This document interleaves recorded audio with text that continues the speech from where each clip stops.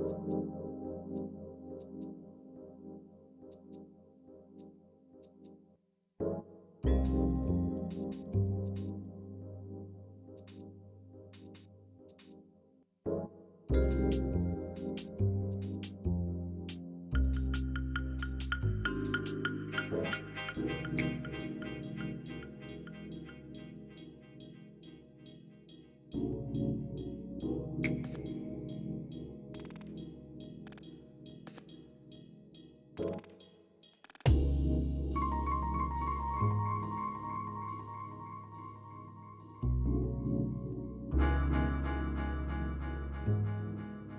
I need y'all to listen to something that's a game changer.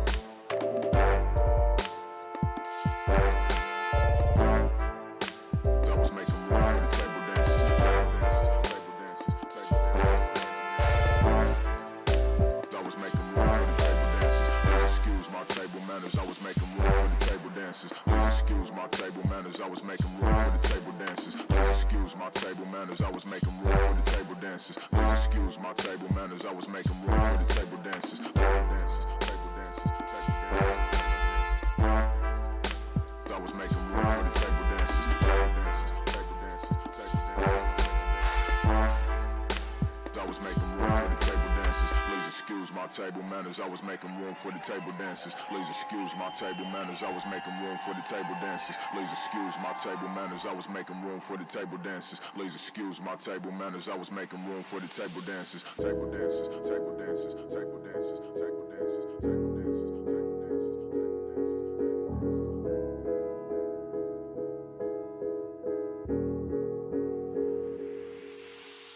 Please excuse my table manners, I was making room for the table dancers. Please excuse my table manners, I was making. Hey, Wow. can everybody hear us? I'm going to start recording this. Might as well. Wait, is it going to record? No. Are we live? We are live.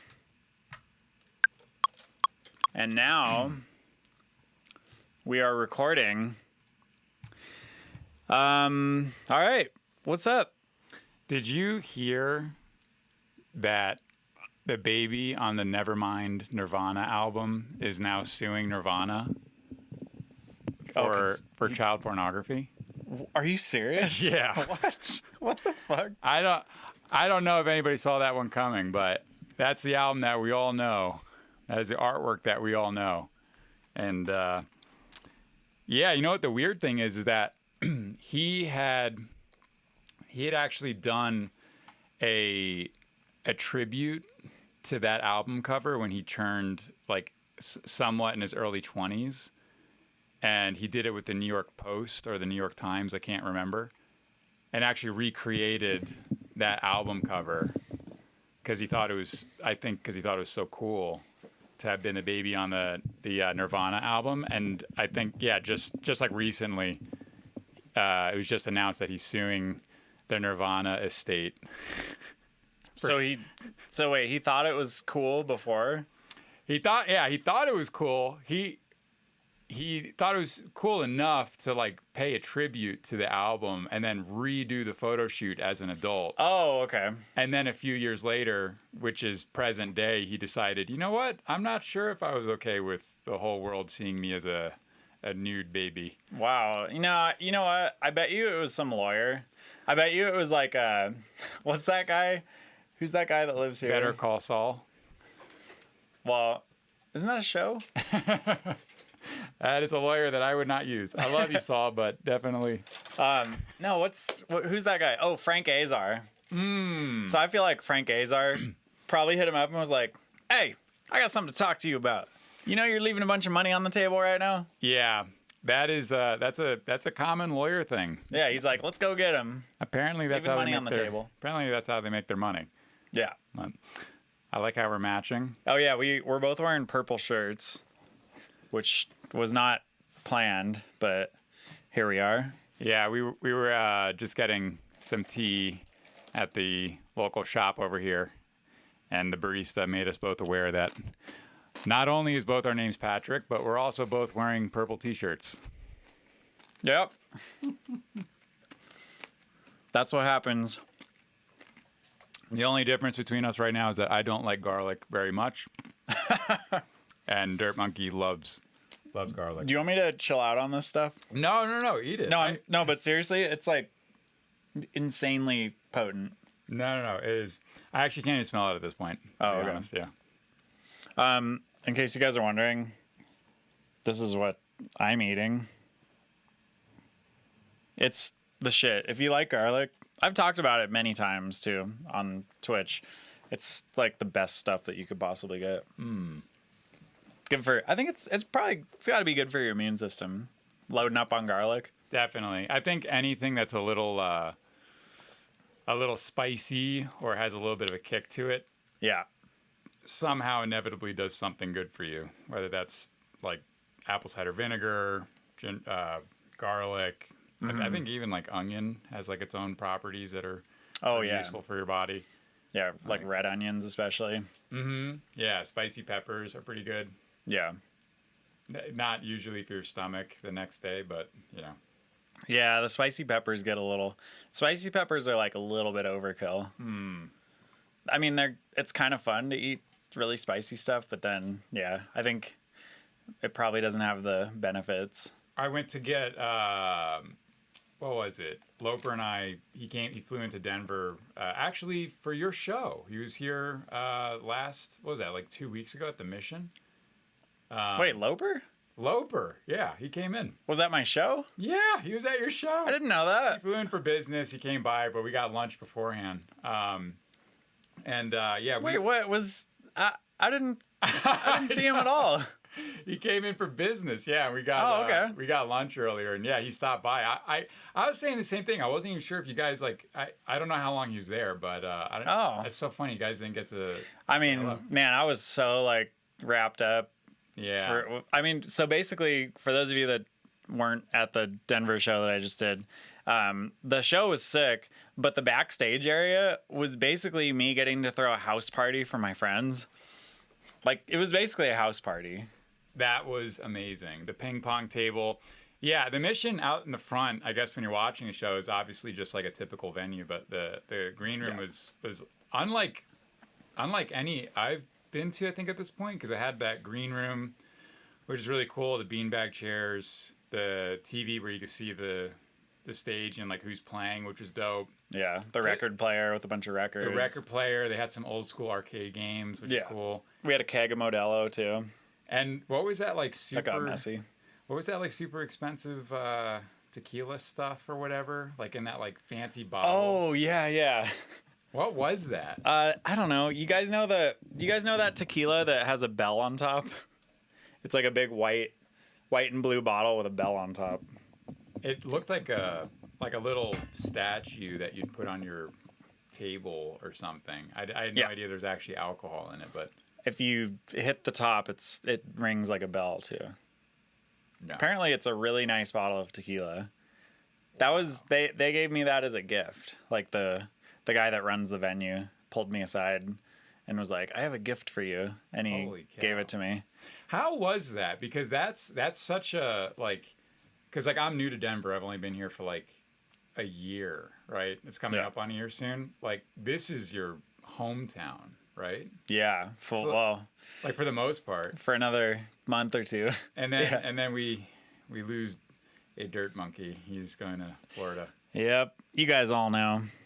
I think everybody in out. the chat should convince him otherwise. Personal preference, but I mean Florida's cool. It got some skate parks and stuff. It's not Colorado though. Yeah, they got some ocean too. It is. The ocean is cool. That is cool. Although I am definitely. I respect Mother Nature, and the way like you fall on a skateboard, you might scratch or cut or even break a bone or something. But man, you get taken under a wave the right way. Holy shit! Yeah, the ocean will fuck you up. It will fuck you up. It will fuck you up. Yeah, you gotta just be. I don't know. I guess with I'm not that good at surfing at all, but with it, I've definitely wiped out a lot and been in like bigger waves than I should have been. And it's one of those things where you just have to, assuming there's no rocks around, you just kind of have to let it throw you around. And like, if you go under, you just kind of have to relax. I don't know if anyone in the chat surfs and can back me up on this, but you just like relax and let it kind of throw you around, and then eventually you'll come back up. See, I'm yeah, it doesn't sound great. Yeah. Although, have you ever surfed before? I have, yeah. Have you gotten like to the point where you're like riding down the wave and turning and stuff? It's a feeling unlike any other feeling. Oh man, it's so addicting. Yeah. Because I've gotten addicted to skateboarding in the last year, and I've dabbled with surfing a little bit, and I know that because we're gonna live 15 minutes from like a really nice break that has a wave like pretty much all year. Ooh. Like it has a wave that is like a clean wave that's about waist to chest high at all times. Damn. And like sometimes it'll get flat, but I don't think it gets big unless there's a hurricane. I'm all about surfing for sure, but I don't think I almost drowned in the Coromandel of New Zealand. Like, did I ever tell you that? No. Yeah. Oh man, I was down there for a buddy's wedding. Do you know Mount Eden? Uh-huh. Yeah, like one of the OG, like, I mean, I don't know when he started making music, probably 2010. But I was down there for him and his wife's wedding, and yeah, I just went out right before the wedding, and I swam way out because I was so confident at that time with like swimming out in the ocean. And we were drinking a bit and whatever, and we left the house that everybody's staying at, and it was like 4 of us, and I just swam so far out into the ocean, and I looked behind, and it was just like a speck. I couldn't, I could see my friends, but they were like ants, and I realized at that point I was just like totally out of energy. But the issue was that I was actually pulled out there by a rip. Oh man! So I didn't swim that far out. I was pulled out there. So then you had to just swim for your life to get back to the shore. Man. I was swallowing water the whole time. And, oh man! Yeah, and I actually was just like, I almost called it. I was like, all right, we might have to just throw the towel. Whoa! Called it! Oh my god! It was really intense. That's gnarly. And when I finally got back to shore, Harley, who's the other member of Mount Eden, walked up to me casually, and he's just like, "Did you just get pulled out in a rip?" I was like, "Yeah, I did." And he's just like, "Oh fuck, okay, we have to like put you in front of the whole wedding party and make you an example." And I was like, "Oh, to be like, hey, dipshits, don't do this." And I was like, "No, dude." I was like, "I cannot do that." And I ended up just being. When I got back to the house, I ended up telling everybody, just because I was thinking maybe it is best if everybody knows, there's riptides out there. Don't get pulled out there. Yeah, that gets weird when I've had that when I'm surfing, and like I'll just get like kind of carried away and forget about where I am, and I'll look and like try and find a landmark of like where I got in, and then I'm like, oh shit, I got in like way over there, and now I'm over here. Oh, totally. I think it's pretty chill and well, at least where we're gonna be, it's like pretty chill. It's very like beginner waves and easy. Like a lot of kids learn how to surf there, and good. It's just, and there's 6 skate parks near our house. Yeah, so that's the Florida vibe. That is for sure. Anybody listening, if you get stuck in a rip, make sure you don't swim against it. Swim parallel to the beach. So you're going to want to go left or right. And I would not have known that because I never grew up on a beach, or like I never had any sort of like sense of, basics, fundamentals about how to get out of a rip. But when I was 10, there's this magnet on my uncle's fridge that I always looked at because it was drawn in a really interesting way. But it was actually, it was explaining how to get out of a rip. Oh, wow. So I was stuck in that rip. And you thought about that magnet? I thought about the magnet. Oh, man. Because I was fighting the crap out of this rip. Like I was really swimming against it. And then I thought of the magnet. And I was like, oh, right. Don't swim against it. Swim parallel to the beach. Wow. So it got me out of it. And I called my uncle. I hadn't talked to him in like probably 20 years, literally, at that point. And he's just like, he barely even like remembered me. He was like a distant family, kind of like uncle. I don't know if he's by blood, but he's just like, oh yeah, Patrick, how you doing? I'm like, hey, just wanted to say thanks for saving my life. You put a little magnet on your fridge. And he's like, oh, all right. He definitely didn't remember. He's like, yeah, good story. Pretty much. Nice work. I'm proud of you. Always been. But yeah, so like, how was it, like back to Mission, like how was it having lived in Colorado for so long, and then, having played such a like huge place like Mission, and like, I mean, that's a long journey, and that's like a crazy payoff. Like what an affirmation it is to have all these people that listen to your music, rolling up, standing in line, ready to go in, like to see you play.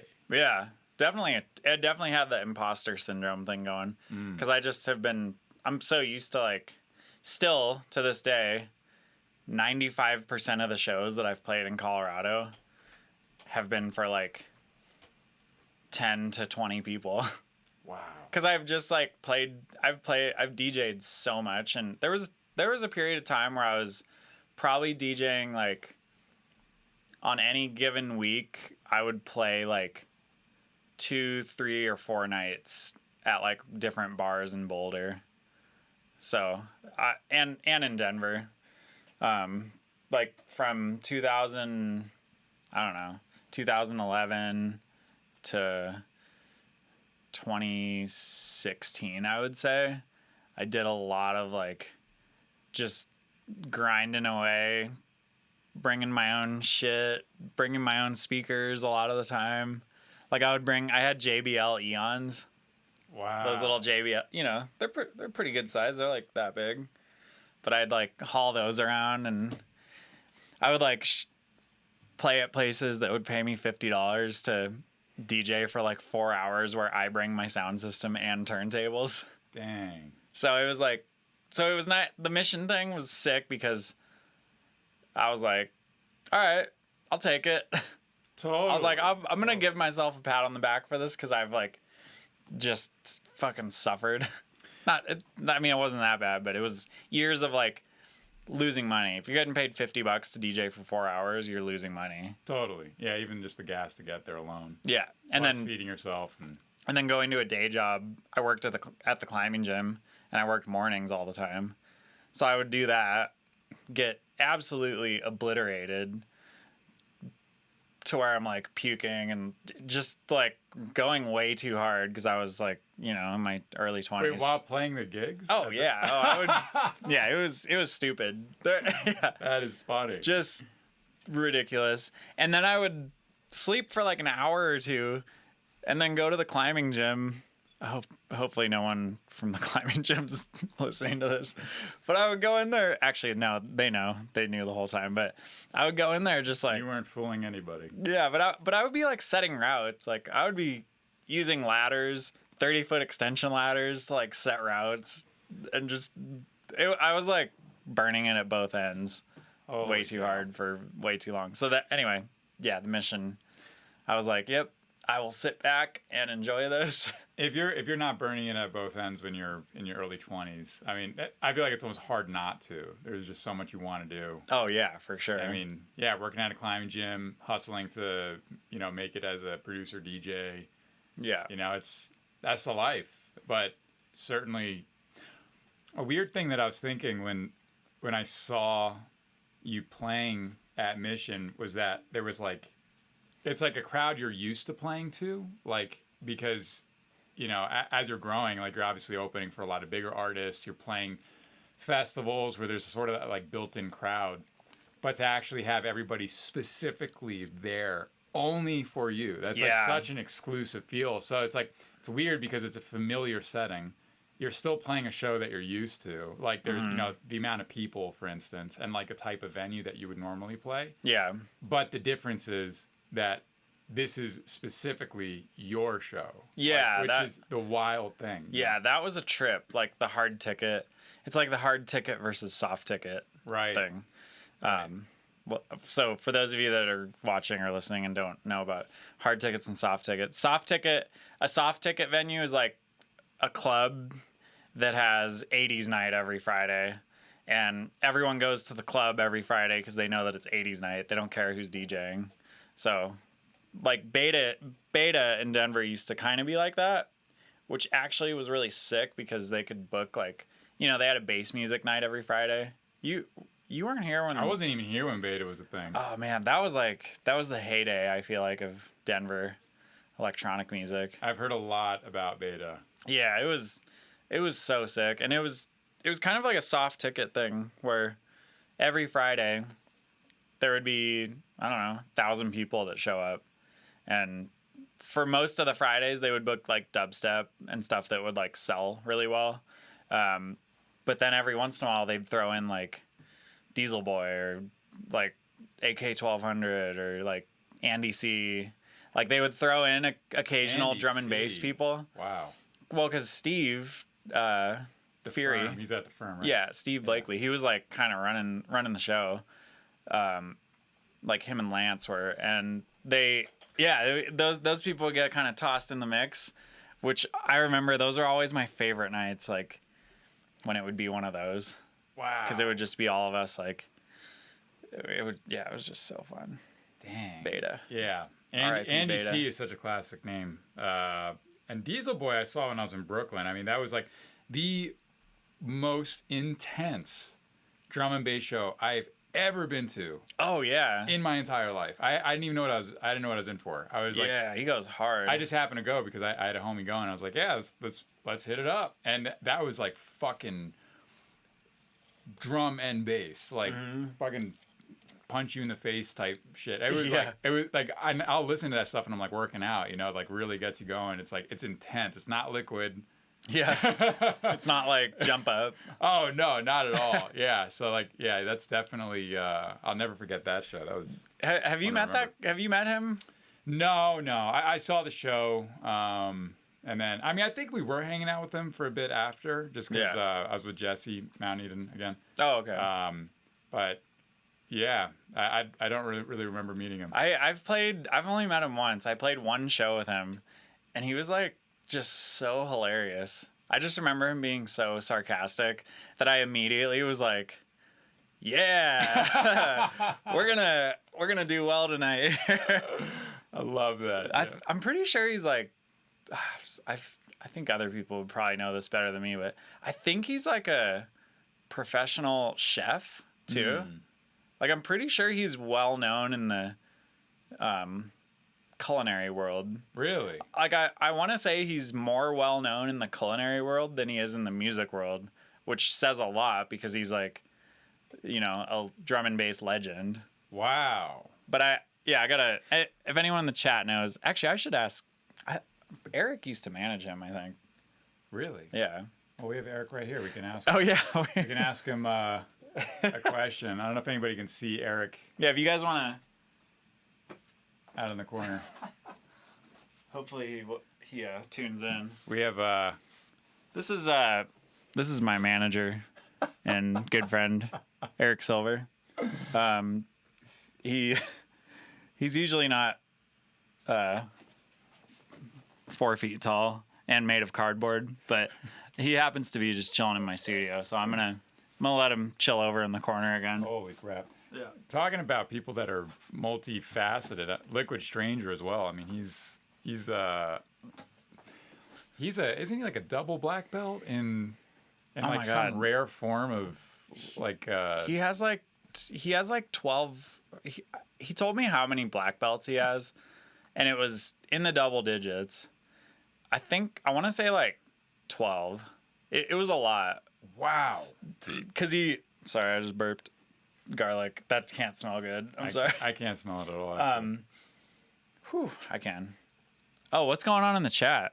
Oh yeah, what is going on in the chat? Minolta 5000 is gonna go to all the Jaenga shows. Oh what? You got to go to Chicago. Thank you, Minolta 5000. You have your boss cardboard cut out in the office too. Whoa! Eric's not my boss. I don't have actually. The only people that are close to being my boss are my wife and. No, my kid's not my boss either. I don't know. He's not getting that one. I've seen your kid demand some things. Yeah. Oh, we should get big Jenga cardboard cutouts, but they should be like 18 feet tall. Like the band? No, just one cardboard cutout of you that's 18 feet tall. Oh man, I highly recommend against it. Might not work out well. I'll bring you a little Jenga set. I think that'll suffice.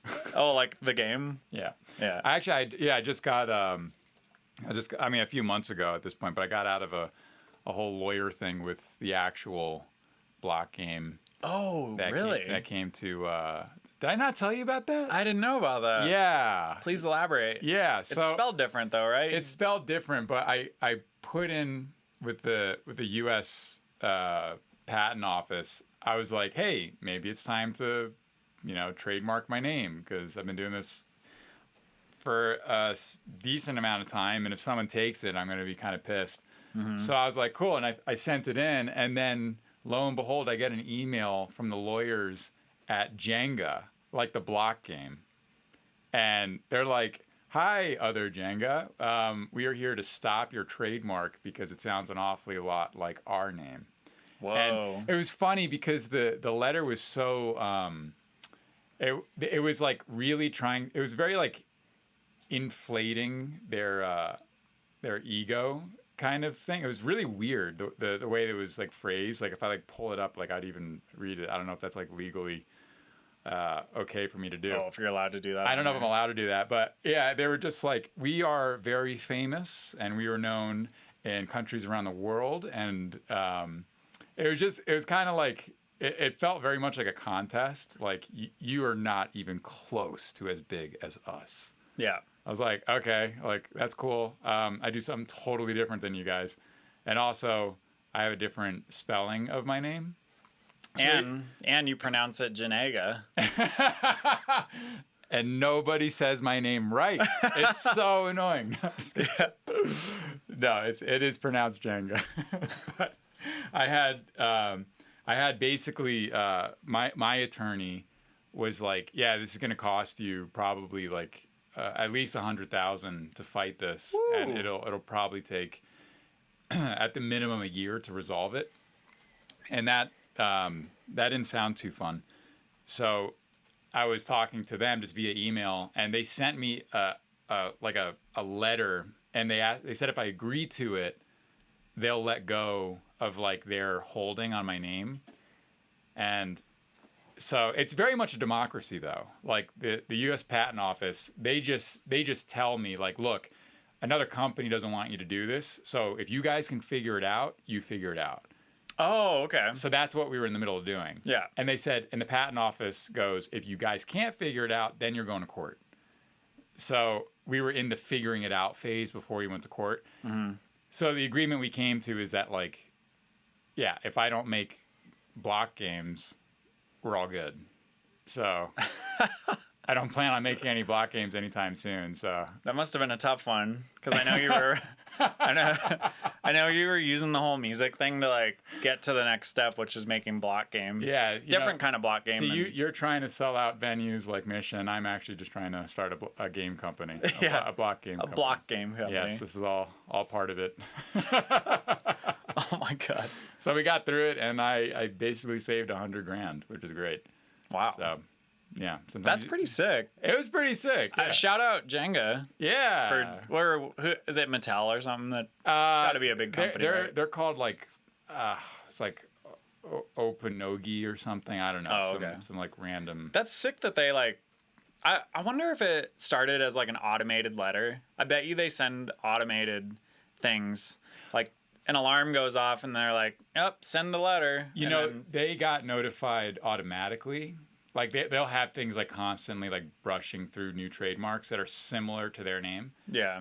And then they manually sent me that email, because that was like an extremely manual email. Oh, okay. Like the way he was talking to me, and I was just like, "Damn, dude!" Like you guys. And also like I was ready to fight that. Like if they were gonna be like, "You can't do this," like I would have absolutely like I looked in. I mean, I know like Jenga, the word Jenga is like it's like a Swahili word. I believe it's for like building. Like, oh, okay. And yeah, they took that from like another language. Yeah. To make their game, and I was like, dude, I am gonna like crush you guys. Like, if you're really gonna try, I mean, like, there's a Mercedes car company, there's a Mercedes scientific research company. Oh, right. You know, like they can be different industries and they can still be passed. And then I actually ended up reading a book on trademarks as soon as I got that email, because I was just like, okay, I got to figure this out. I've had this name for like 4 years. I'm going to like just do my due diligence, figure out like other people that have gone through the same thing. Yeah. And see if it's even possible to fight this. Huh. And ultimately it was easier just to agree I won't make block games.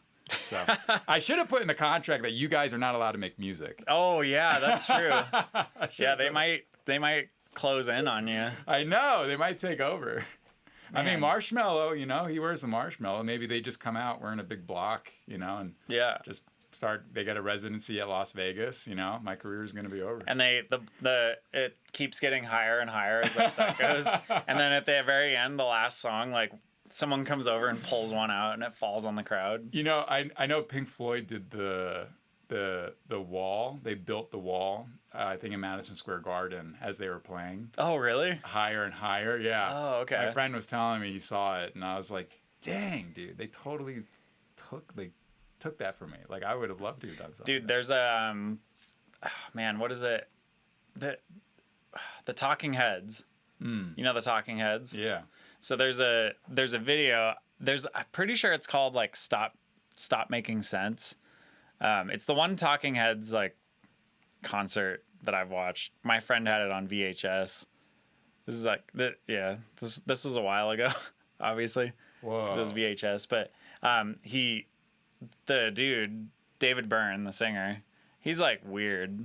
You know, he's pretty was into a lot of psychedelics, and like you could hear it in his music. Oh yeah. And during that whole video, he had this suit on, and the suit kept getting bigger and bigger. Oh. Like he started with like a normal size like white suit, and then he was like performing, and it would like you could tell when they would like cut to a different scene, his suit would be a little bigger, and then by the end of the show, his suit was like this big. It was like a fat suit. Oh, that is genius. Yeah, it was pretty sick. That is genius. Good moves. Yeah. People, electronic music world could take notes from that. Yeah, I always find, it's always interesting to like watch artists grow and how they grow, and it seems that like, there's always like there's a few different routes. I don't think there's like one specific route, but you can be a Dylan Francis, and you can find a lot of success in your comedy. Yeah. And like that can, and then you also make music. Yeah. Like that's cool. So, now you're kind of like a celebrity for your comedy. But then you're also, a DJ. So you're getting booked as a DJ, but you sort of went viral on the comedy aspect. Or you can be like a super technical type of producer. Like a tipper. That That doesn't even go on social media. Doesn't talk even. Yeah. Like, when he's like performing, which is, I mean, respect. I mean, that is like really letting the craft do the talking. That's pretty sick when people can pull that off. I didn't get to see Tipper. Didn't he play recently in Denver? He played. Yeah, same night that I played. He did play the same night you played. It was the one show that I would have wanted to go to, like the one Red Rock show of the entire year that I would have bought tickets to, happened to be on the same night as my Mission Ballroom show. Oh, you should have went. I know, I should have just show bailed. up late. I mean, I'll get on the mic, and just tell everybody to be late. You were at the Tipper show. Do some stand up. I would be terrible at that. Yeah, I'd be so bad. That is a gift to be a stand-up comedian. I feel like you have to be like ruthlessly, unapologetically yourself, and also really, really smart. Yeah. To be able to make people laugh. That's such like a concentrated emotion. And to pull that out of people is so hard. Oh yeah. Like I don't get it. It's insane. Yeah. It's insane. And you have they're talking about the chat's talking about your little bits. What is it? Can we get a Jenga body pillow? Yeah, sure. The answer to that is yes on the Jenga body pillow. Oh, that is funny. Well, yeah, I really appreciate that. Yeah, dude, the whole Jenga band is like hilarious. And the different personalities that you do, like, the guy that's like, how the fuck are we gonna buy a Lamborghini, assholes? Come on, start making some music. Let's go. See, that's easy though. Like that's easy. To me, that's a lot easier. Because you can like edit all of it and like turn it into a thing. Yeah, those videos I could do like multiple takes, and like I don't gotta worry. There's no stress. The only weird part about those videos is when I used to live in my school bus in Pennsylvania. Which is already kind of weird to anybody that's like not keen with the whole tiny home thing. I loved it. Like I love tiny homes, and so I lived in that, and I was always doing my sketches in that thing. Oh yeah. So, but on the outside, you got this long hair hippie guy living in a school bus. That's your neighbor, and they would just like hear me yelling, like, oh my god, that's and they know I lived alone. So, they're like, there goes the hippie guy yelling at himself again. Yeah. And even if I set up the camera, like if like outside of my bus, if I was filming a skit, it's an iPhone. So they don't even know that I'm filming something. Oh, Like, yeah. So they'll just see me like I'll just like drop to my knees and put my hands up and just like yell at the sky because it's like part of a skit.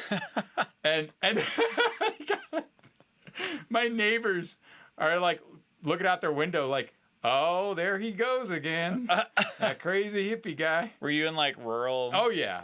Middle of nowhere. Yeah, middle of nowhere. Middle of nowhere. That is hilarious. I mean, to a lot of people that live close by in New Hope, one of the coolest places in the United States for sure. Like really small town, but it's a hippie town. Oh, okay. Super, super, super cool. It's unreal. It's like out of a fairy tale book. Huh.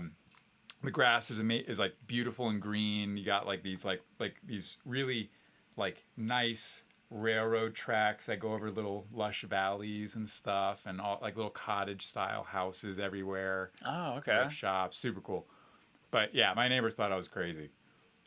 And now that I'm in an apartment, the people in my apartment also probably think I'm crazy. Yeah. Because I do it in the lobby, and I can't help it if people are down there working. Oh, yeah. Okay. So I'm always doing it in like a big lobby space. So you'll just have like a guy like who's obviously like a business guy doing some work, but then like here I am dressed up as business Jenga on my phone talking about like BlackBerry stocks. Like, and he's like, "What is this kid doing?" You need to rent a Lamborghini for one of those. Oh, that'd be so fun. I'd love to do that. Yeah. They're actually not that expensive to rent because Didn't you do that for the? You showed me a music video you made. I rented a Ferrari California T, Okay. and that was a few years ago. It How doesn't much- cost that much. What's the damage on that? 700. 700 to rent a Ferrari for a day, Yes, or just like a couple hours? I believe for the full day. I was able to get. I talked to this guy for a good 20 minutes. Business Jenga talk to him. Rapport building Jenga talked to him. Oh, okay. Yeah. And I was really trying to get on his good side, like, hey, I'm doing this little thing. I'm an artist, and he's like, yeah, I can bring you one of my Lamborghinis from Miami. And I was like, what would that cost? He's like, we could probably get it to you for like, it'll be a little over $1,000. I was like, well, could we do under $1,000? And we were talking long enough at that point. He's like, yeah, whatever. Why not? I got a car coming up anyways. I got to put a Bentley on that thing. And because it's all in a tow trailer. Oh, okay. So they got to bring them up anyways. So in his eyes, he's like, cool, I'll just make an extra 700. Let's just put one of the... Chuck another car on the trailer. And... Yep. Let's put one of the Lamborghinis on it. Hey, I got a throwaway Ferrari. I could just take that. You know what was crazy? Piece of shit anyway. Nobody wants it. So the funniest thing about that music video, when we got the Ferrari, beautiful white California tee, like gorgeous. I didn't have insurance on it, but the guy was there because he was interested in the music video because we had drones and we had dancers and we had like. Oh, okay. This so awesome. he like hung out and he wanted to be there because he thought it was cool. And so here I am. It's a satire, obviously. So like, I'm not taking myself serious, but I got on like the coolest fucking shades and like, I'm just looking as dope as I can look. And we got the dancers, like just straight typical music video, like the most typical music video you could possibly do. Just the most cheeseball possible. Just be like, yo, I am a fucking boss. Look at this. I got this sick car. I got all this money. I got all these dancers. Which is funny because anybody looking on the outside while we were shooting was just like, damn. What is that like? That must be like a huge hip hop music video or something. Yeah, but like for real, it was just like, nah, we're just like cracking jokes. Like it wasn't that big of a deal. But the funniest part is when so the guy let me drive it, even though I didn't have insurance, and so. So that was your agreement with him like, hey, I'm paying you just so we can have the car in this video, not for you to drive it? Yes. Oh, so did he drive it for the most part? And what I said was, is it cool if I sit in it? And he's just like, totally cool. So we got there and I sat in it and I'm just like, yo, is it cool if I like turn it on? And he's like, yeah, go for it. I'm like, all right, sweet. I was like, what if I touch the steering wheel a little bit? Is that okay? That's what it turned into. So I'm like sitting in this like it's like a $200,000 car, and I'm just like, how can I convince this guy to let me drive it? And so it kind of turned into like, cool. I'm sitting in the driver's seat. The car's on. You know, it's Sportstronics, so it's not like a. It's paddle shifters. It's really easy. No clutch, right? No clutch. And I was like, that's got to be weird. it was so weird. And I asked him, I'm like, for a car like this, don't you think that it would be like a manual? And he said, rich people don't know how to use manual. Are you serious? That was his answer. That's why they do paddle shifters? Yeah. Formula One does paddle shifters, though, right? I don't know. I'm pretty sure Formula One, if anyone in the chat can confirm or deny this, Formula One, paddle shifters.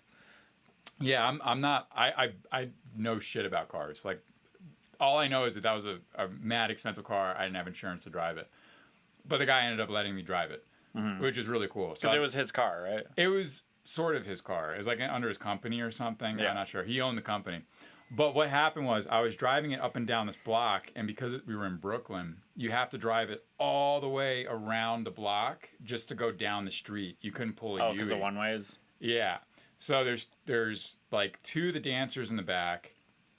I got Byrne sitting here. He was in the music video. I'm sitting here driving. So it's obviously a music video. We got the drones, we got the cameras. And the moment I leave that block to go around, there's all these other people just like in the street casually because it's Brooklyn. And I had to like drive through that block where nobody could see it was part of a music video. Oh. So they just see me driving it like just dressed ridiculous, and like these dancers in the back so got awesome. Byrne here, and we're just like just chilling, just sitting at a red light, and people are looking at us like, damn, like who the fuck is that?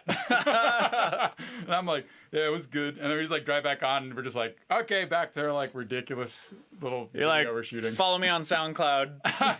I got 300. I think I had like literally like 300 subscribers at that point. Oh my god. It was just so. I just love film so much. Like Yeah. I just didn't care. Well, you spent a long time like basically making music videos, right? Yeah, like as your job. That was my job. That was my job for years.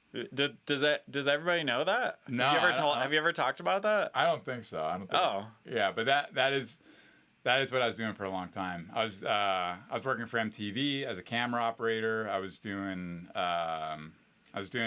music videos for like, actually I did Monster Cat's first music video when they first released a music video. Oh, okay. Columbia Records, Ultra Records. So did you do all aspects of it, or were you just like working the camera? I was a director on some of them. I was either a director or cinematographer on all of them for the most part. Okay, cinematographer is you're editing. Cinematographer is like you're like the camera guy. Like so like there'll be like 4 camera dudes and you're lighting the whole thing, and it's like for music videos it's very much the director position because music videos are like solely visual based for like the most part. Yeah. And not to take credit away from directors at all, but music videos, like I think unanimously people agree are mostly visual. You know, there's not much dialogue. You know, a lot of the cool parts of being a director are not necessarily incorporated into a music video as much as like a narrative. So for me, it was like a kid in a candy store as a cinematographer because it's so visual.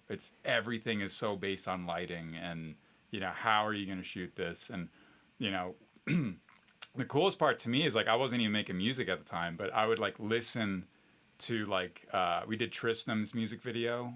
He's an artist on Monster Cat, and we just like listen to his song over and over and over again, and just try and visualize what would do this music justice. And we came to the conclusion that like it would be 2 girls like jumping through portals like throughout the United States. Like they're in Zion, they're in Death Valley, they're in Washington. Oh, cool. You know, so then the funnest part about it is you get to go to all those places to shoot it. Yeah. So it always turned into like, yeah, we're doing a music video, but like we'd almost come up with excuses to shoot cool things to make life experiences happen. Oh, okay. So like to go on a road trip and right. Yeah. You know, and you just bring a bunch of buddies with you, and you know, you could even push it sometimes. You know, like I'll just grab a buddy who knew nothing about film at all, and like be like, hey, can you carry like a camera and like hand it to me? They're like, yeah. I'm like, cool. You're on the crew then. Yeah. You're making a music video. Let's shoot some stuff. Let's go out to like, I don't know, like some crazy location and just do it. Yeah. So it was fun. And, you know, obviously music brings you to places too. But in film, it's always like such an intimate, you're only with like 5 people, 4 people, you know, it feels kind of like, you got to remind yourself you're shooting sometimes. Oh yeah. You're like, oh, right. We have to like make a video. Yeah. But you're having so much fun at the same time. You're like in Arizona at some random restaurant and you're like, okay, I think we should go shoot that scene. Oh, right. It's probably about time. Yeah. That's a cool, like different way to travel around. Totally. Because the thing with traveling, playing shows is it feels like Groundhog Day sometimes. Because you're like, fly in, check into the hotel, hang out at the hotel, get food, probably Chipotle. Totally. Play the show, go to sleep for like 4 hours, and then fly somewhere else. I was watching On the Road with Steve Aoki like years ago, and there was something that you said that actually reminded me of that.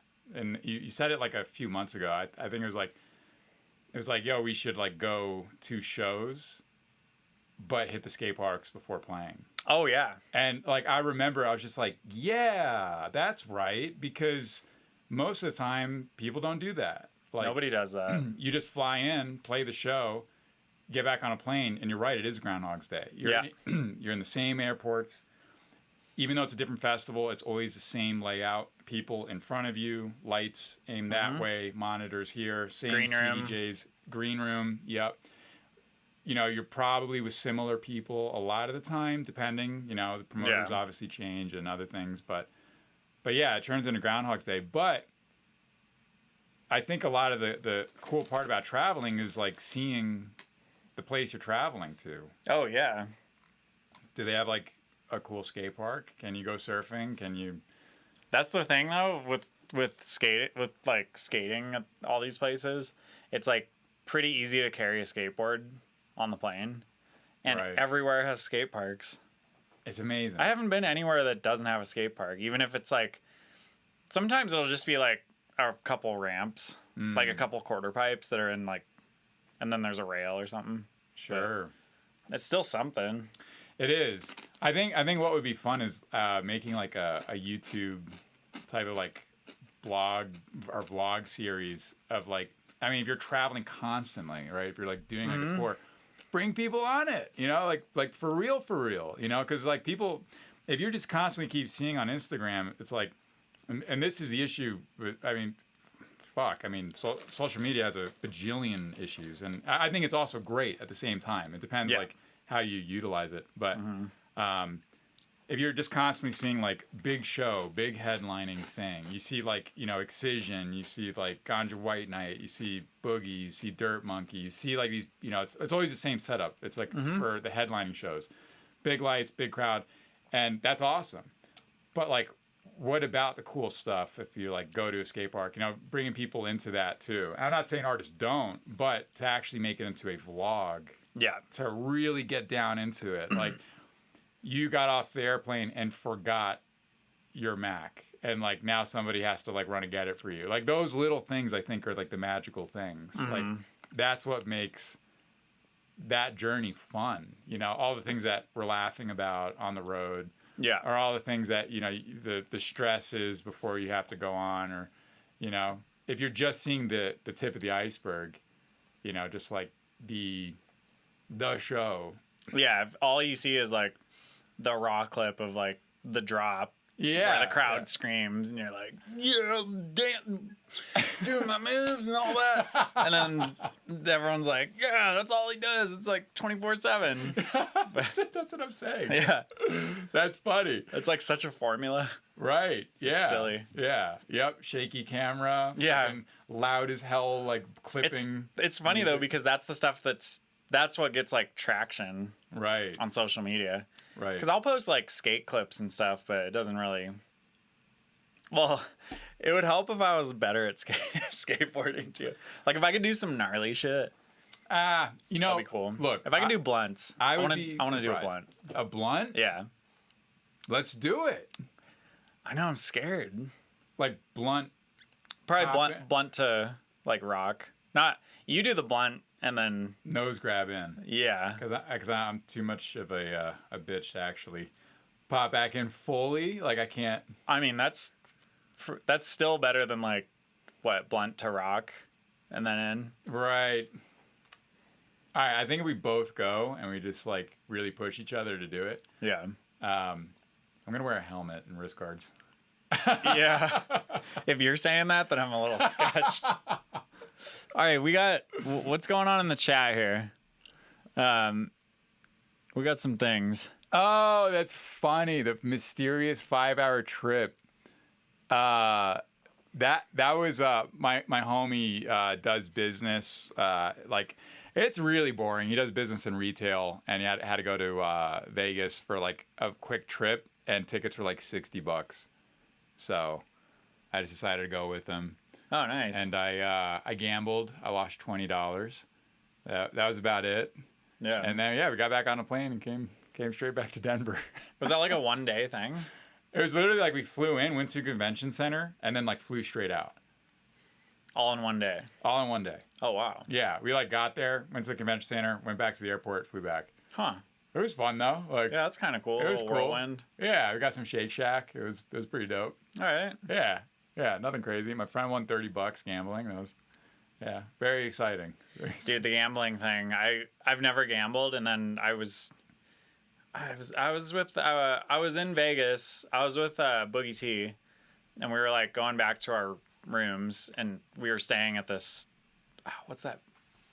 Oh, the MGM Grand, hotel, casino, all that.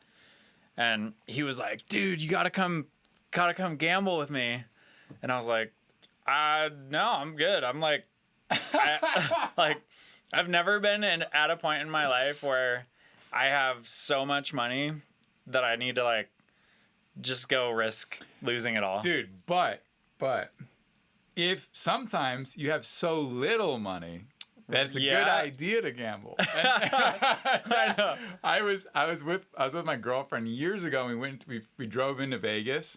And my dad had actually like written most of a book for blackjack. Oh, okay. And he never put it out. But I was so broke that I called my dad and I was like, "Dad, I got $20 and I'm in Vegas right now. And I need to figure out how to flip this." I thought you'd never ask. let me open Well, it. my dad had actually stopped gambling at that point. Oh, okay. So he was like going to meetings, like GA meetings, like Gamblers Anonymous? to not gamble. Holy shit. I know. Oh my God. So like here I am, and he literally goes, "You do know you're asking a guy that goes to GA how to gamble, right?" And I was like, "I know. I respect that, but I really need you to teach me how to gamble because I have $20, so we gotta figure this out." And sure enough, I went in. I took that like it was like $20. It was like I'm pretty sure it was $20 or it was $40, one of the two. But it was literally all I had left, and I put it on the table. Put it all on the table put it all at down. once? Yeah, put it all down, and I had these numbers. I wrote them on a little piece of paper, and there were the numbers that my dad told me to progressive bet with. He said, "So you're going to do progressive betting." And he said, "These are the magic numbers." He said, "If there's one thing you do, follow the rules." He said, "I don't care if you're winning or if you're losing." He says, "The thing that's going to make you lose everything is if you get too greedy or if you feel you're losing and you just like get frustrated and double down on something." You know? Huh, okay. So he said, "I don't care if you're down to your last dollar." He said, "Don't break the rules." I was like, okay. So I got to the table and I put down like my $20 or $40, whatever it was, and which is literally every dollar I had to my name. Yep. And the lady gives me the coins, and she was so nice. She gave me the chips, and I'm sitting there, and I'm just so nervous because I'm about to lose like my food for the next few days. Like I was just like, how am I gonna figure this out? And but the cards come out, and I'm like, okay, cool. That's a decent hand. I can do it. I can work with this, and I lose that round because I went over. I went over 21. Okay. And then the next round comes, I lose that round. I'm just like, what the fuck, Dad? This is not going well. I'm saying that in my head because like I'm just losing. Third round, lose. Fourth round, lose. And I'm down to like my last chip, and I win that round. I was like, cool, all right. But I was so close to doing the frustration thing. I was about to be like, all right, double down because like I'm about to lose everything. Okay. So, but I was just like, I can't do it. I'm just gonna chill on it. And I won the next hand. Won the next hand. I was up like $100, $120. Like it's like up like I got like now I'm like 160. I broke 200. I'm like, no fucking way. Like this isn't working. All right. And can you pull out your? Is it like Bitcoin? Can you just pull out your initial investment and then? oh yeah, you can pull out whenever you want. Okay. So I broke like 200, and then the moment I lost a hand, I walked. And that's what my dad said to do. He said, was the rule? He said in your case, he says the moment you lose a hand, you walk. So how much did you lose? So like in that if you're winning though, if you're like on a streak. So like obviously I was losing at first, but once you start winning, if you break past your initial whatever you put down, he said just keep going. And he said the moment you lose that hand, he says you walk. Okay. I was like, cool. So I ended up making like after that hand, I made like $175. Whoa. And I walked out of the casino with like a huge smile on my face. I was Oh like, yeah. all right, Vegas, you're not bringing me down. Yeah. You're like, I'm buying a steak tonight. It's more like peanuts. Like I think I was just like, man, I gotta get back to New York somehow. Like, Yeah. we gotta figure this out. But That makes me want to gamble. yeah, I highly recommend against it. I'm not a big gambler. But if you are, I'll give you the secret numbers. So are these the secret numbers of like how much to bet?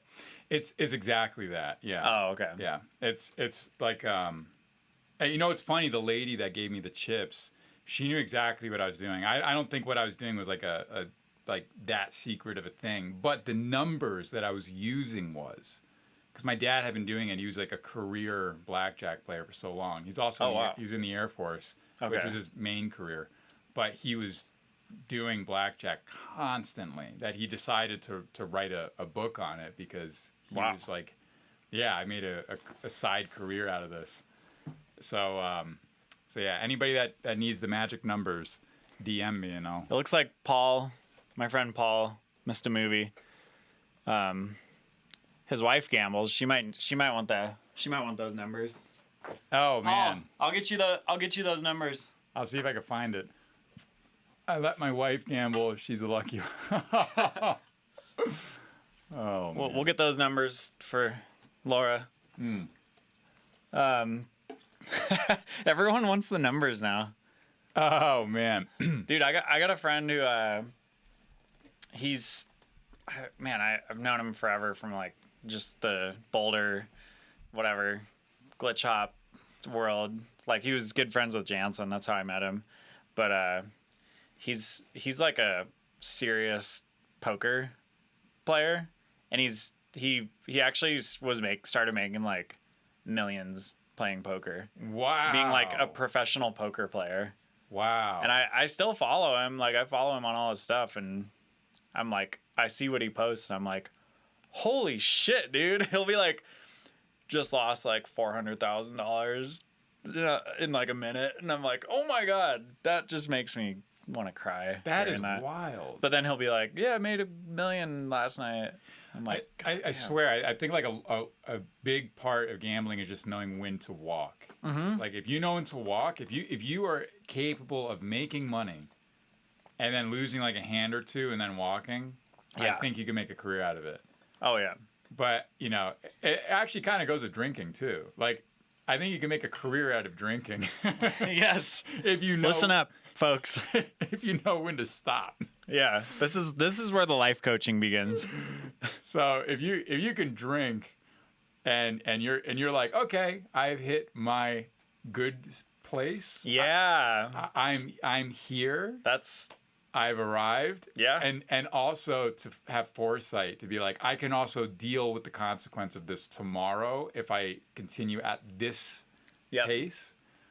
Whereas, when I was drinking, I would just be like full send, wouldn't really care about the next day whatsoever, and just like push it as far as I possibly could.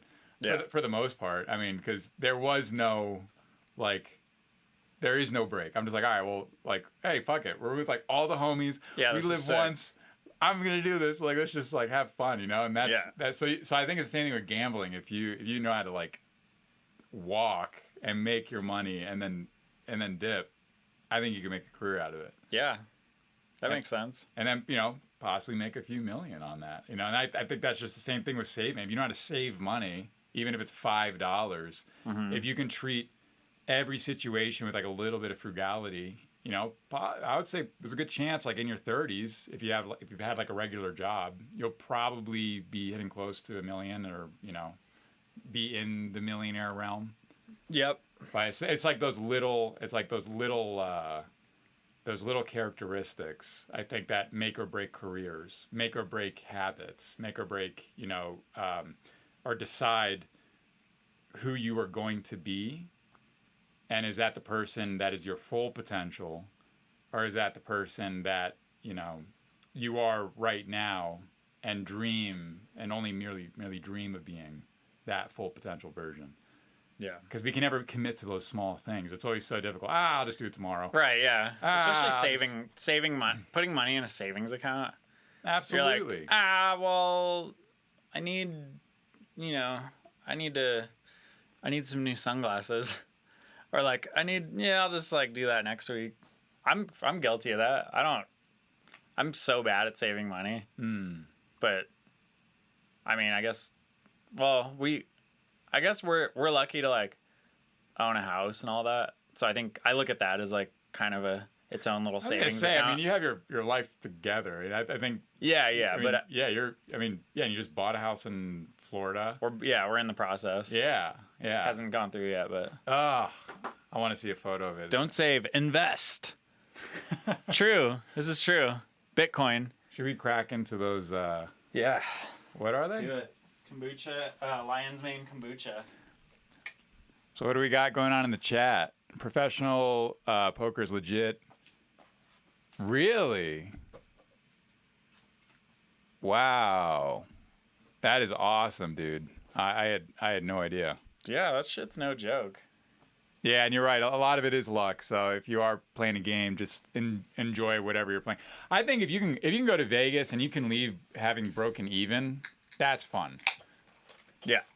If you're going there specifically to like make money, possibly you might be leaving in tears. There's a good chance. One time I was in.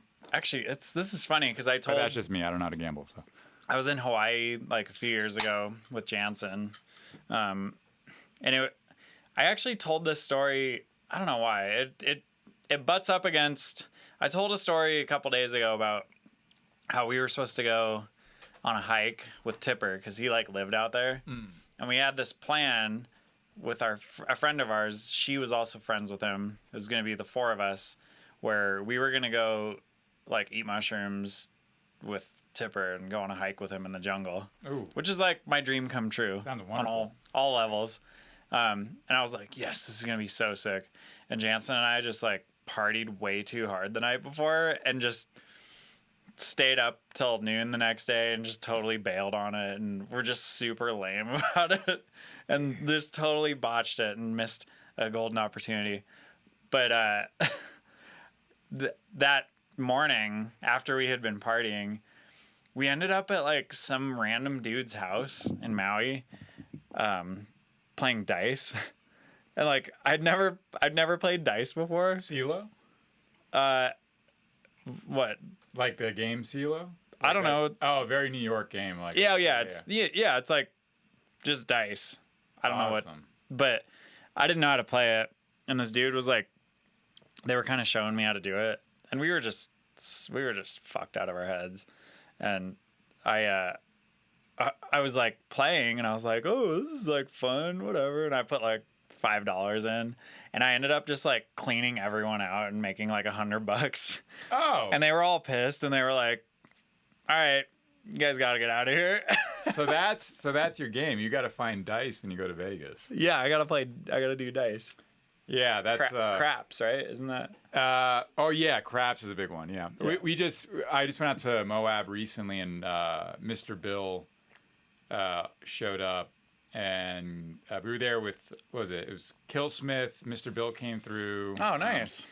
Bunch of like Denver, like local producers, and Sounds like a good old time. yeah, but same exact thing. It's like, it's funny the plans you make versus the actual reality of what happens, because it was dope for sure. The Function One systems were there. It was a dope ass party. I was there with my friend Marco. Marco's just like, dude, we're gonna do like all these hikes and stuff. It's gonna be so sweet. I'm like, oh, I can't wait. I'm so stoked on the hikes, but it didn't happen because he just partied too hard. You wake up the next morning. And it's too hot. You wait till the sun goes down, and then you just get back into the routine of partying. And then next thing you know, 4 days have gone by. We're still in the middle of the desert, and like haven't hiked. Yeah. So every morning I was waking up, I was just going myself and just going on a little walk and doing some Wim Hof. Oh, nice. Like up on a rock somewhere, just like. And man, we actually did get into some off-roading, which was insane. Like, the rivers out there are so dope. You have like a Jeep, high clearance, just go straight through the river. Oh, okay. You can climb like up like not mountains, but a lot of like really cool trails that would like fuck up any like Toyota Corolla. But if you have like a sick Jeep, amazing. Yeah, Moab's where it's at. But dude, the sound system we had out there was Canyon's sound system. It's like a whole Function One rig. Like, it looked like a circle set. You ever seen the circle videos? Yeah. It looked gorgeous. That's like, so sick. Function One system in the middle of the desert playing some weird ass bass music. Was it the point source? Like four corners? No. No, Oh, okay. It wasn't. It was just it was 2 stacks, and then it did the job though. I mean, Oh yeah. it was I'm sure. It was sick. And we had this guy, this poor dude. He showed up in his RV that night, and he was on the road, like close to the campsite, and we got back and the sun was coming down, and I saw his RV, so I was like, we're partying all night. We are blasting bass music, like fucking cranked that shit. And so this guy is right next to the campsite. So I was like, oh, maybe it's a family. I want to go talk to them and just be like, hey, we're going to be playing music really loud. And so like we get to his RV, and it's like this younger dude, maybe in this like, I don't know, mid-20s. And he answers the door, and he's like, oh, hey, what's up, fellas? And we're like, hey, how's it going? Just to give you a heads up, we're going to be playing bass music tonight. Like our music. I think I just said music. Down over there at that campsite, you can see all of us. And he's like, oh, I love music. As long as you're playing some like, country or like, some classic rock, I'm all into it. And you guys look like you know what's good. And I was like, Oh man. Woo. That's why you just send Chris. Kill Smith. He probably looked at him and he's like, yeah, this guy knows this. This guy, oh, totally. And yeah, and I was just like, I was like, well, it's not country or like, classic rock. It's bass music. He's like, oh, I'm sure I'm gonna love it. So did he party with you guys? Oh no. Oh, that would have been funny. Oh no. That guy was gone the next day. Oh yeah. Yeah. He was probably like, what the fuck is this? I try to warn him. I don't know if he's ever experienced bass like that. I mean, those subs, man, those were fucking loud. Probably like shaking his RV. Was this just like an underground? There's just like everyone just rolled up to a campsite with the Function One system. It was Marco's birthday. And it was someone else's birthday too. It kind of turned into like a multi kind of like fun party thing, and it was a really dope time. but yeah, it was just one of those things. It's supposed to be like 3 people, 4 people, now it's 5 people, now it's 6 people. Now there's a whole other group of people coming. Mm-hmm. Now everybody's coming. Yeah. You know, now there's like, oh, like, well, there's gonna be a function 1 system. Now the producers are coming, and now Mr. Bill just happened to be riding his bike, like in Moab or something, and so he was close enough that he just happened to stop by. Wait, riding his bike? He was just like riding his bike. Okay, because when you say that, I just imagine like you guys are hanging out and Bill like rolls up on his bike and he's like, "Hey guys, I was riding here from San Francisco and just heard you had some music." Yeah, I think he was doing some sort of Like mountain biking? mountain biking okay. excursion. Yeah. Yeah. Dude, that looks fun, mountain biking out there. I've never ridden a mountain bike in the Moab area, but it looks sick. Oh, it does. It does. Did you ever rock climb out there? Like, Oh, yeah. Because I know. Oh, I've climbed out there so much. It's so fun. Yeah. Because, I mean, I know I know your past as, you know, being big into rock climbing. And obviously you built that rock wall in your garage. Which I'm selling if anyone's looking to buy a climbing wall. But the half pipe isn't there. No, it's gone. Oh, Had to give that away. I can't believe that. Yeah, we had to get rid of that like pretty instantly. Damn. But you didn't break the rock wall down? No, because we didn't have to. We had some stuff done to like the garage floor a little while ago, to like level it out. So the climbing wall doesn't sit on the ground. It's like bolted into the concrete. Right. It's bolted into the concrete at the bottom, and then it's attached to like the rafters at the top. Ugh. So we had to get rid of the climbing or the mini ramp because that was like sitting on the ground. But my friend Colton rolled up and grabbed it The pretty half quickly. pipe? Oh, he within 2 hours of knowing that we had to get rid of the half pipe, it was gone, which is pretty crazy. Although, I mean, I didn't sell, you know, I was basically like, "Hey, do you want a free mini ramp?" That's and he was like, amazing that he was even capable of. well, he was like, "I'm dropping everything right now and renting a U-Haul trailer." Because, I mean, that's kind of sick to That's amazing. get a free mini ramp. Hell yeah. So yeah, he's got it. It's in 2 pieces. I'm just surprised that he even broke it down. Like it didn't seem like it was mobile whatsoever. Like you It wasn't, but Josh and I just like took all the top layer off. Oh, okay. Actually, it was like 3 layers of masonite and like really thin plywood. So we just took all that off and then we actually just took a Sawzall and like sawed it in half. Like right down the middle. Yeah, down the middle, and Holy then crap. chucked it in the trailer. Ugh. It's crazy thinking about it right now, but that we did that. Yeah. That's when I saw that, it was like you were living my dream. Like you had a house man.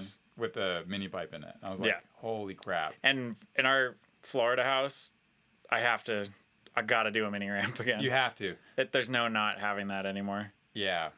And It just made life so much better. I'm going to fly down for that. Oh yeah, for the build. Yeah. All right. Let's do it. Yeah, that'd be sick. That'd be dope, dude. And we'll do it. We should make it a little bit more or less steep. Oh yeah, it was pretty steep for a mini ramp. And make it even like a little longer. Like, so it's not just like straight up on the other Yeah. side. You know, we can make it. I mean, if you're doing it outdoor. It's not gonna be outdoor. Inside? Yeah, in the garage. Is the garage big enough? It's a 3-car garage Oh, shit. with 10 Man. with 10 and a half foot ceilings. Dude, 21 Savage has got to watch out. That's going to be tight. Yeah. I'm stoked on that, man. Yeah, it'll be sick. And I mean, it's nice enough during the winter there that it would actually be like pretty sick to have the garage door open and be skating the mini ramp, because you won't hit remember on mine how you basically will just like hit your head on the ceiling. Yeah, knock yourself out almost. Yeah, no more of that. Ugh, We're done with that. that is going to be glorious. Yeah. I also have to build a climbing wall in there though, which that's just part of the deal, I guess, with Alyssa. She wants the climbing wall. Well, I also want the climbing wall, but she just doesn't skate, so has no use for a mini ramp. I want to see what's going on in the Oh yeah, the comments. chat. What's up, chat? You guys got any questions for us? I'm gonna go pee real quick. I will keep everybody busy. Enthralled. Yeah. Do you like that kombucha? Oh, the kombucha is like so good. Yeah, that's the good one. Hello, friends. It is the only one of the Jengas. I didn't bring suit Jenga here because, oh man, yeah, my finger got like screwed up today because I was like washing dishes while also trying to cook, and I had the shower running because I was just trying to do too many things at the same time because I was actually trying to come here to meet up Pat, and then I just like sliced my finger so bad on the sharpest kitchen knife you could possibly imagine. It's like a brand new kitchen knife. So yeah, that sucked. Hi-hats are the easiest thing in production, for sure. It's like I can lay hi-hats down, and I don't got to worry about producing that whatsoever. The EQ is mad easy, but when it comes to the snare, problems. That's the only place I'll have issues with. Sub bass is probably equivalent to hats. It's probably just as easy. You just got to get on that operator plus saturator move. Ooh, that That- 808 was so clean. Dude, that's all my subs are that now. Like I don't do any. Yeah, So clean. Bill taught me that. He taught me this move with the saturator, where the bass. You know how there's a knob at the lower left that says bass, but it's BASE. Yeah. You turn that all the way over to the left. I don't know what it does. I can hear what it does when it's doing it, and then you put the drive up to like, I don't know, between 6 and 12. And dB. what kind of a wave are you using? Like a sinoid or like a Sine wave, yeah. like a out of like the drop down menu, like on the saturator? Oh, it's the analog clip. Oh, it's analog. It's the analog clip one. It's the first one that pops Got up. you. Yeah, I've been using sinoid like crazy. Oh, the sinoid fold. Yeah, it always gives like a more like kind of crunchy, like a more like it feels more clear for some reason a lot of the time to me. But you know, again, I don't really. And also, I've been doubling them up a lot to get like weird harmonics Oh, here and okay. there.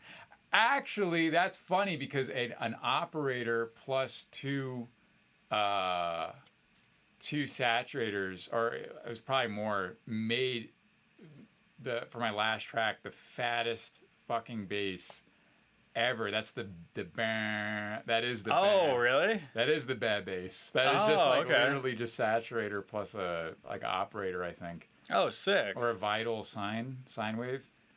But yeah, I think So 2 saturators in a row? it was like two saturators that really made that harmonic, and then it was just, and then from that point it was just like glue compressing the fuck out of it, and Oh, okay. maybe like a little bit of OTT. I don't keep track, or I throw a bunch of shit on it until it sounds right. Yeah. See, I'm scared to put a bunch of shit on the sub. Because then you, if you throw too much shit on there. Well, not on the sub. Oh. The sub is clean. Okay. Yeah, the sub is super clean. Yeah. Oh, so you're talking like the mid, just the mid mid bass. bass. Yeah, just the mid bass. But you made the mid bass just with a sine wave, and then you just distorted the fuck out of it. Just distorted the fuck out of it. That's sick. Yeah. Yeah, It's pretty. I love doing that. Pretty chill. But if you ask me, like the science behind it, you know, I could probably explain a little bit with the harmonics, but for the most part, it's just throw a bunch of shit on it and see if it works. I don't know. Sometimes it does, sometimes it doesn't. Do you know how to do resampling in Ableton? I do, but I don't do it very often. Oh man, I've like recently gotten it into. I've tried to make it a habit of like using it all the time, and it makes your workflow so much faster. Because instead of like, I don't know, if you have a really cool bass sound and you want to use it in the intro, you can just create a separate track, put a bunch of crazy delays and reverbs on the bass sound, and just hit record and play it with all those delays. And then you have, boom, the clip. Drag it over. You don't have to freeze and flatten. You delete those things off the bass, and then So you're modulating live yeah, while you're recording, yeah, exactly. and then just take a clip from that. Yep. Yeah, that's what Lucid was telling me, because he was saying that that's what Space Laces was doing a lot in his production. Oh, okay. And I was like, oh, well, that makes sense. I didn't really understand resampling to be like that for a long time. Yeah. But that to me is fun, because you're like a kid in a candy shop. It's like Yeah. you're in a playground just twisting knobs and having fun. And maybe you come across a really sick bass that you would have never have done. Mm-hmm. I think if you get too specific with everything, it sometimes takes the fun out of it, Yeah. Because then you get stuck into like a routine of like what you usually do. Mm-hmm. But if you're just like, I don't know, let's see what this knob does, and maybe it makes a cool harmonic or weird Reese you've never heard of before, Yeah. But yeah, that's fun. I don't do it very often. I kind of just have like a palette, and I'll have all the songs I've done before in the past, and I just kind of will just drag that Reese from the old track, or like that sort of thing from that old track. Oh yeah. Okay. And I'll make sort of like the base of what a song would usually be for me, and then experiment with like the leads, like whatever the lead sound might be. Yeah. Give that fresh perspective on it. I think it'd be fun to someday jump into like more analog synths, because I had a Moog synth that I was using for a little bit, and that's kind of fun, because you're like, it's the same thing that you were just saying, where you're just twisting knobs and something crazy happens if Absolutely. you like put because of that, the patch cables. You got all these patch cables that go to like different things, and sometimes you come up with these weird combinations that like you wouldn't have. It's not because you're like, oh, if I put that cable there, it's gonna make this sound. It's just like doing random shit and recording it. That It's pretty approach is dope. But the only thing that I find the hardest thing, which I think a lot of like brand new producers would have, the concept of not being able to save presets. Yeah, I 'Cause know. you can't save any of that. Nope. So like, That's the beauty of it, though, too. that's the beauty. Like, ask Daft Punk, how they made the sounds in their first album. They'd be like, I don't fucking remember. Yeah. Yeah. And if you do it long enough, the better you get to know your stuff. I feel like I know Massive well enough now to where, like, I don't have any presets that I ever use, because if I'm like, all right, I know I'm going to start with, like, I just use sine waves, basically. Right. But I'm like, all right, if I throw a hard clip on there and have a couple sine waves, then we'll be in business. We can go pretty far with it. I could easily see you moving to analog, just because your sound is so clean. Like that, it's already like an analog realm type of sound. Like finding like a clean wobble, or just like your subs, your bass. I mean, that last track you're just showing me is like such a clean. It's just operator. Mm-hmm. With like a little bit of like sustain on it. I mean, just like release. Yeah, that to me is difficult, because I just have like such an equation when I pull out Serum or when I pull out Massive. I just need that like super crunchy, kind of like mid to low, and like I don't even know how I would begin if somebody said, "Oh, here you have a Moog, make that." I'd be like, how the hell am I supposed to do that? Yeah. I think it'd just be all filters for the most part. Yeah. I think that's kind of what you're doing in that. That, like, the synth that I have, or that I had, was the only options were a square wave to a saw wave. And there was a little knob that goes in between them. Right. And then you just rely on filters and stuff to, like, give it different, like, characteristics. And yeah, it's weird. It's such a rabbit hole, though. I'm like, I have friends that have gotten, like, sucked into it, and I see them, and that's kind of what turns me off of it. Because they're like, they just get so obsessed that they start to like lose track of the fact that there's this thing called like songwriting. Oh yeah, and they're totally. like, dude, I got this other synth, and then I like brought it into here, and then I got this like thing that plugs into this, and then you do this, and then blah blah blah blah blah blah. And I'm like, oh man, I could see myself getting sucked way into that.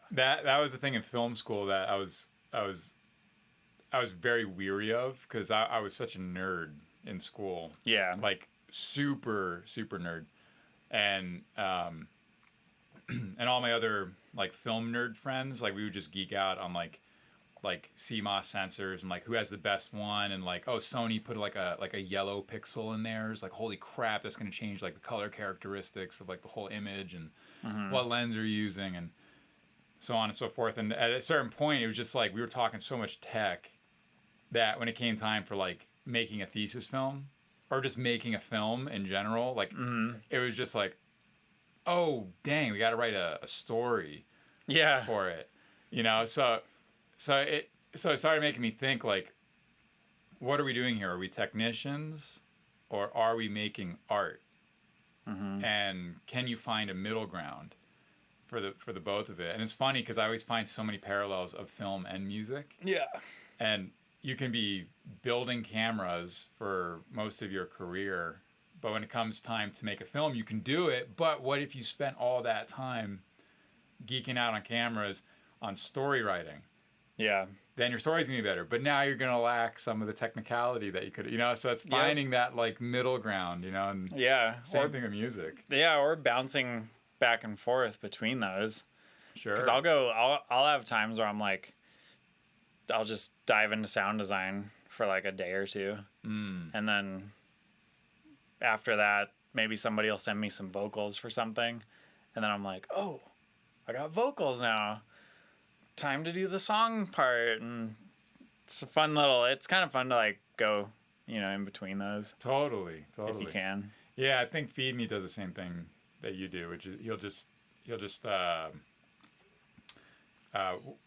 dude, John Gooch was one of my favorite producers even before I started producing. His style is just so sick.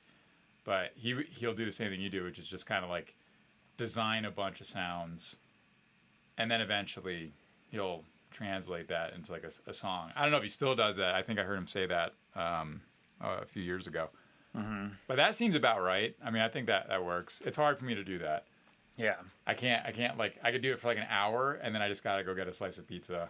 Oh yeah. Or like go skate. I'm just like, ugh, like, dude, my brain is burning. My thing happens without fail every single time I sit down to do sound design. I'll get an hour into it, and then I'll be like, I have to use this sound right now. I gotta use this one. This one's so sick.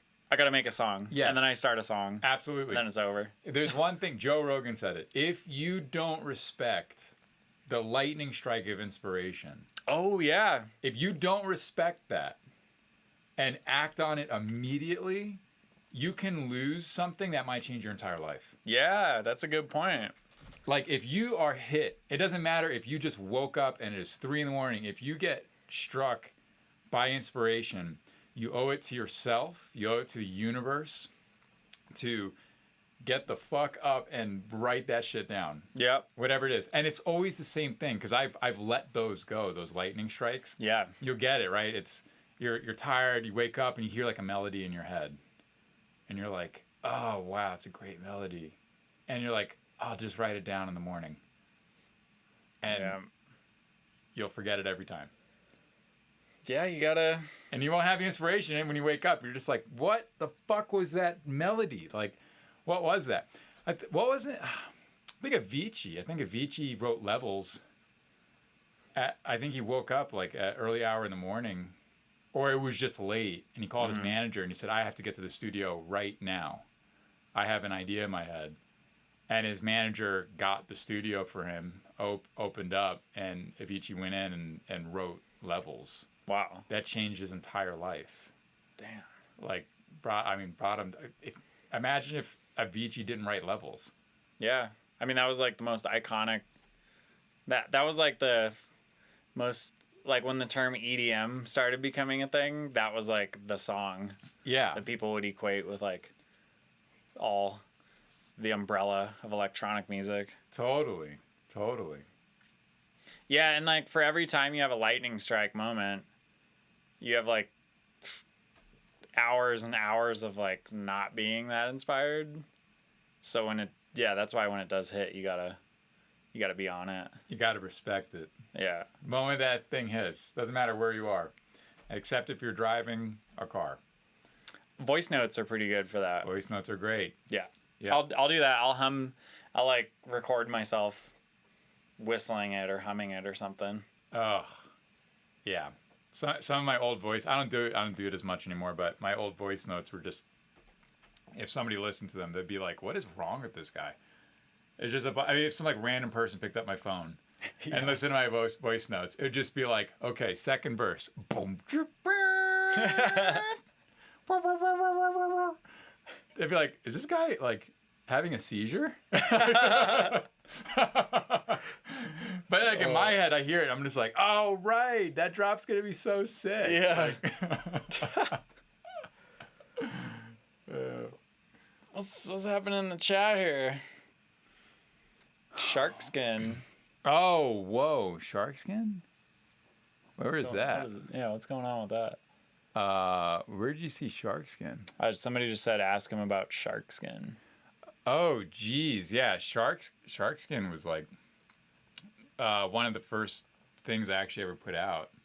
Oh, okay. Yeah. Oh, that's one of your songs. Like ever, yeah. It's not on any platform though, but I believe it's still on Live Nation's like account or something. I can't get it removed because like it's not my account. Like my old like my first like pseudo friend manager like made an account and put that song on there, and I just can't get it off. Oh man. But They're making millions of dollars off of it too. out of like it's like 100 streams. Yeah. Like it's making probably It makes $1,000 a stream. Yo, could you imagine if like there was some fluke that happened and like on Spotify some zeros, a decimal point got put in the wrong spot, and you just made like $100 per stream for a day? Well, you know, a really smart concept that somebody did was this band was funding for their album, and they were doing a lot of bands will do these sort of like these group efforts on Kickstarter or whatever. Well, this one band did this genius concept where they put out an album to fundraise their album, and the album is just total silence. Oh, so it gets streams.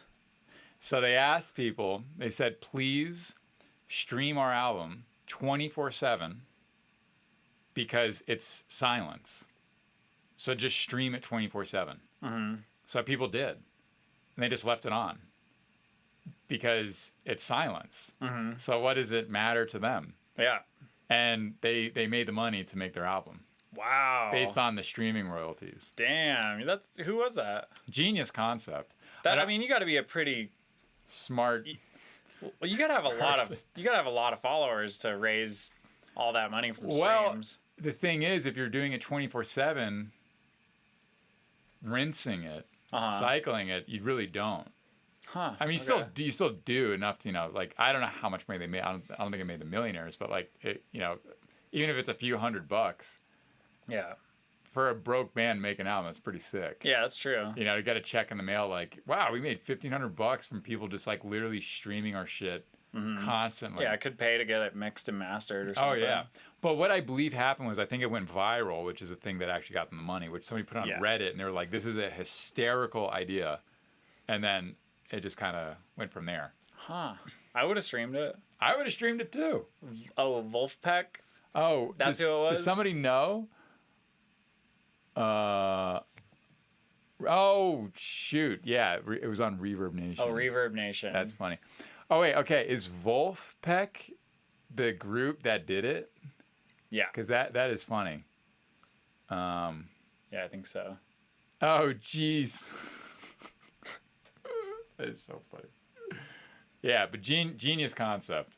Yeah. I was gonna try and do a fundraiser earlier this summer, to do like a little block party with the bus, but I think that thing is dead at this point. Where is it? It's in Pennsylvania. Oh, okay. It's not moving. No, I think it might be retired. It's an old man. Put a Tesla engine in it. Mm. Yeah, that's right, folks. I said a Tesla engine. If Elon Musk is listening, if you wouldn't mind, I know you're the richest man on the planet now. If we could get a little electrical engine in the Jenga bus, that'd be fantastic. He's the richest man on the planet? He's the richest man on the planet. Wow. Yeah. And funny enough, a few months before that was announced, I was telling my friend how he was $500 million in debt. Well, Which is weird. Because he was living in debt, hundreds of millions of dollars of debt. And he put up his stocks at Tesla as collateral, like in order to like live on debt, in order to like fund his companies. But I mean, I guess that shows like how much that like convergence point, you know, really comes quick. You know, you can be crazy in debt, and then next thing you know, you're profiting like crazy. Like, yeah. if you're putting all of your stuff into an investment, which is exactly what he's doing, at a certain point, it's going to start crushing. Just go through the roof. I mean, if you surpass Jeff Bezos, That's insane. which is what he did. That is like that is a ludicrous amount of money to have. Ludicrous amount of money.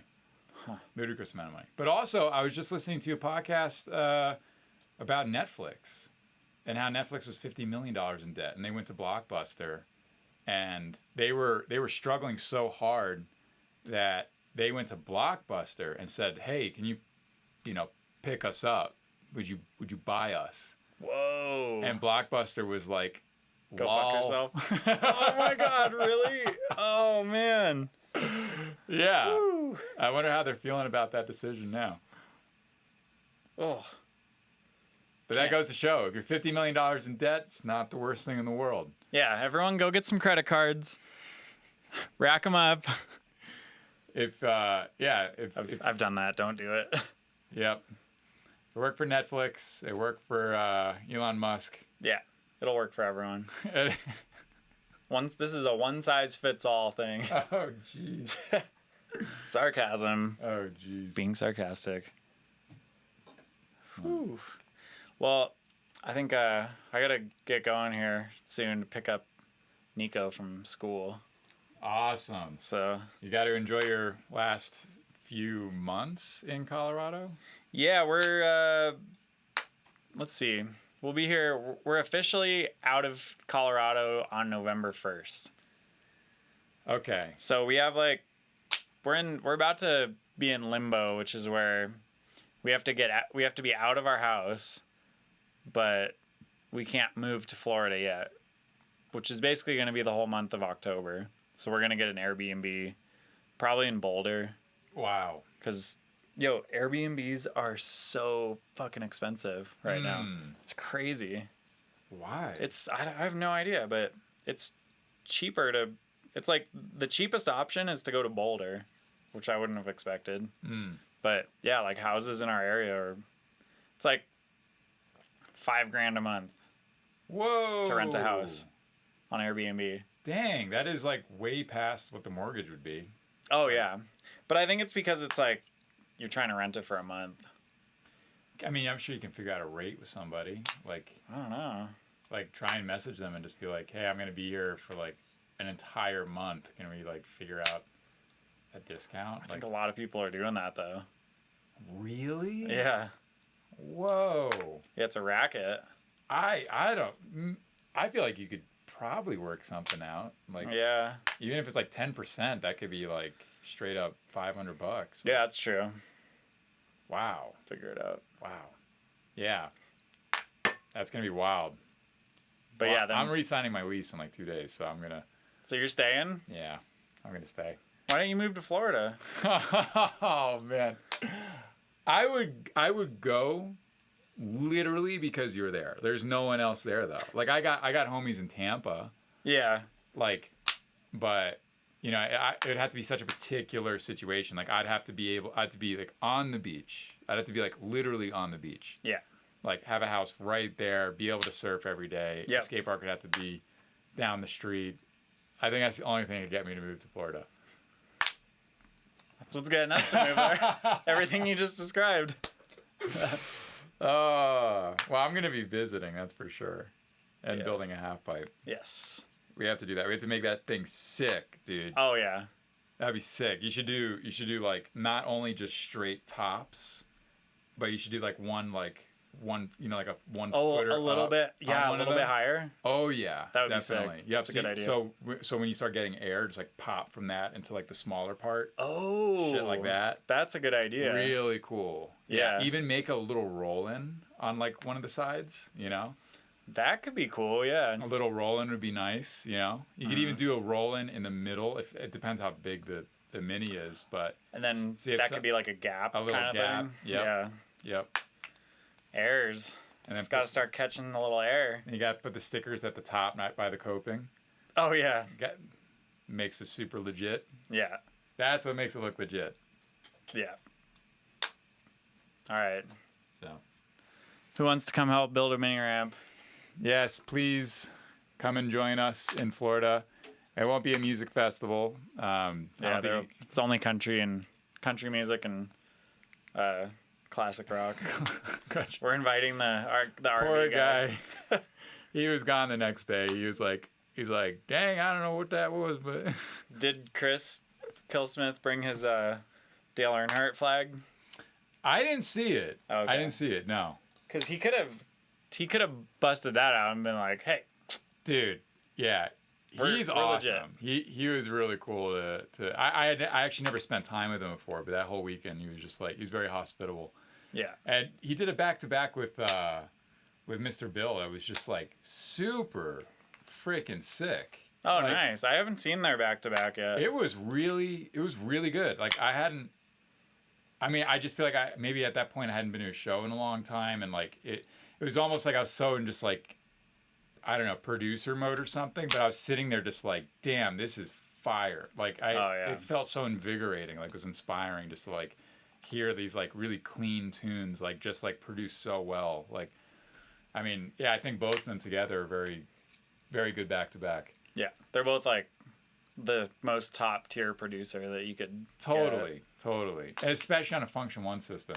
It was just like fucking sick in the middle of the desert to top it off. Yeah, it's like driving a Lamborghini on like a nice racetrack, Oh, yeah. playing their tunes on a Function 1. Oh, beautiful time. Yeah. Weather was perfect. Stars were up there. One of our homies out there who had his whole laser like production setup. So, and there was this humongous, like must have been at least 100 feet tall rock face that we were all under. And he was just like projecting. I think he said that he uses them at Red Rocks or so, like a similar system is used at like a venue like Red Rocks. Okay. But he was sending all his lasers to this wall. Just was fucking nuts, dude. Like, and then we were projection mapping on one of the rocks there too. I think that was his setup as well. He's projection mapping on this one little rock that was like by the Function 1s and like doing some crazy shit to the rock, and Whoa. it was very like Byrne vibes. That sounds not very fun at all. So glad I didn't go. Awful time. Yeah. Awful time.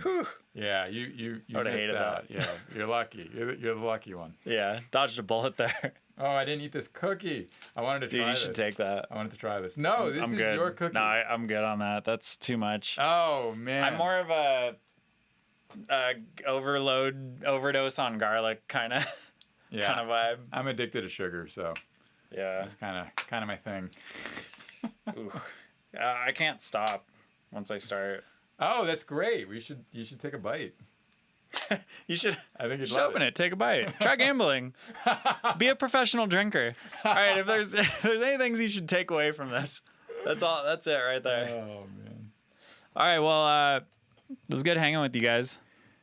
Good hanging with you, everybody. Thank you for rolling through. Yes. And yeah, Stay healthy. stay healthy. Take lots of vitamin D, zinc, quercetin, ginger. Drink kombucha. Yep. Eat chocolate chip cookies. Skate. Definitely skate. And surfing is cool too. Yeah, and surf. Tight. All right, we'll see you guys later. All right, friends. Peace out. Peace.